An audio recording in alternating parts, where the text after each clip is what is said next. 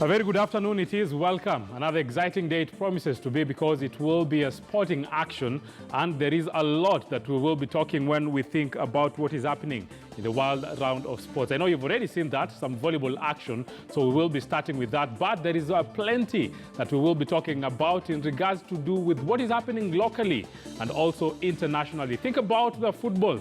Harambee Stars, at least they went away, they were able to get a point against the Egyptians. They will be coming back, and I know maybe Rotundu Konyike will have made their way to the airport and we will be able to see their arrival. And if we will get what exactly they're saying they will do when they play against Togo, a very, very exciting tie that will be scheduled for Monday. But there is also a lot that we will be discussing today because we have Asim. We have a guest, actually. Let me even not tell you a little bit more about him. I will formally introduce him when he gets to the set. And it's all about the film festival, sports film festival that we will be having from next week. So there is plenty that we will know. But what exactly is happening in sports here in the country? The gentleman who will be joining me some few minutes from now will aid me dissect what exactly is happening in the different sports, because he's one who played and for now is managing at the same time. He's saying there is a lot to give to the sportsmen and women here in the country. But the question is, as a country, are we doing enough? We will talk about that in much more detail. But for now, allow me to start with the Kenya Volleyball Federation playoffs. There is a lot of action that will be taking the center stage, and different teams are trying as much as possible to see if this will be their time to get that title. Thinking about Prisons, to be specific, for them, they're saying they know it will not be an easy affair, but they need to dig deep, try as much as possible, and be able to bag that title this time out.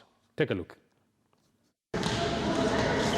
Kenya Prisons women's volleyball team are leaving nothing to chance in their quest to retain the national title in the next week's playoffs, set for 22nd to 24th November 2019 at the Kasarani Indoors Arena, Nairobi.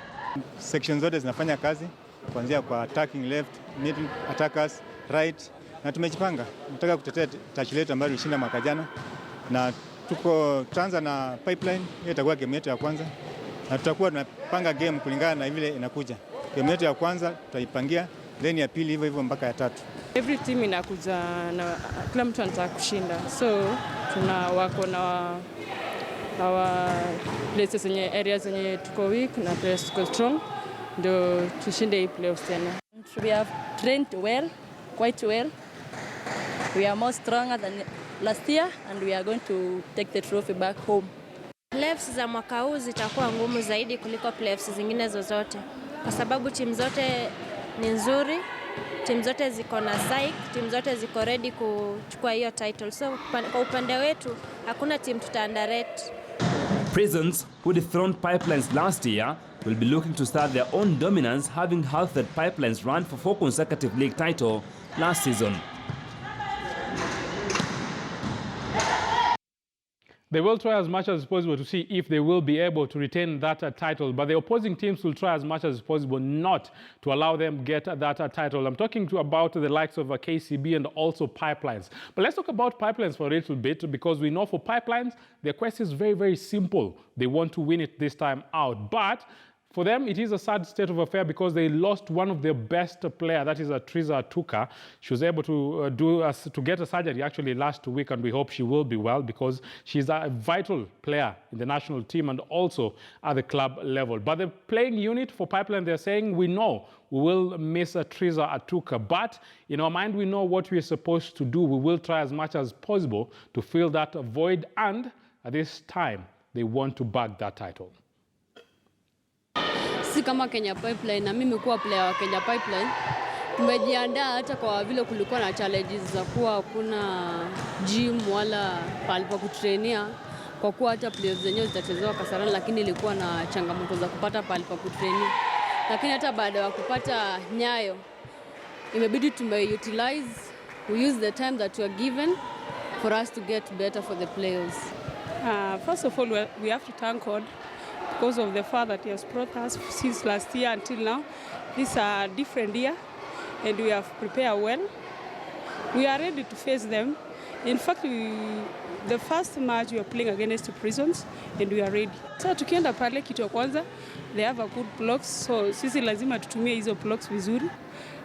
They are good blockers, they are tall, so we have to use it well.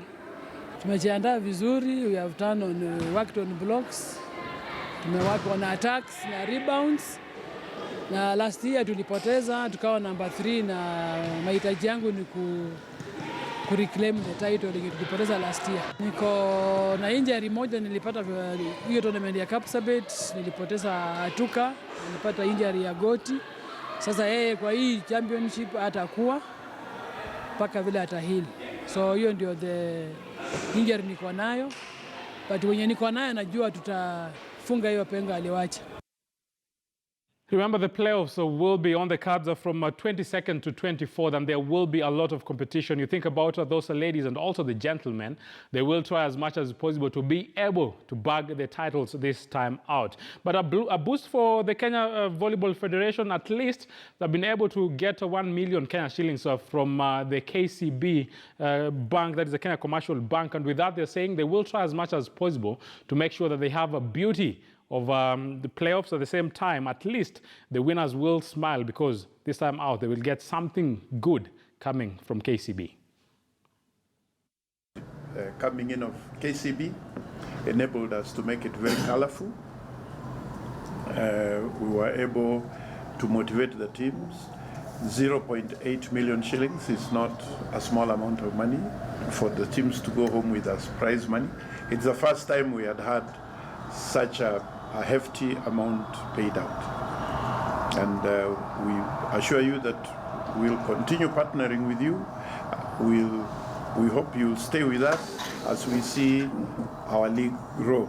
For the past 1 year, when we were able to support the previous Kenya Volleyball Federation playoffs, we felt that this year we should also do the same.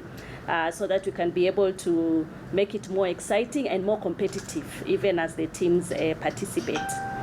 So in aligning with our coming playoffs, which are coming up next week, KCB will be sponsoring this event to a tune of 1 million shillings. And 80% of this money will be dedicated to prize money for the winning teams. And the rest, of course, will be used for the administration activities by the Volleyball Federation. It's always good to have the money, and yes, we hope that this money will be used in a vital and also proper and positive way to aid the people who will be playing in the playoffs at this time out. Now let me cross over and talk about football, because for just some 1 or 2 months there has been a lot of talks about the football and how the country national federation, football federation, actually spends its money. There has been also a lot of talks in regards to how the team has been treated when they went to Egypt. But when they went to Egypt in the AFCON qualifiers, at least they were able to get a point at the expense of Egypt. 1-1 draw was the final scoreline, but the boys will be back in the country later. I think from around 1 hour from this point, we'll be able to catch them then. But at least this is what transpired in Egypt, where Michael Olunga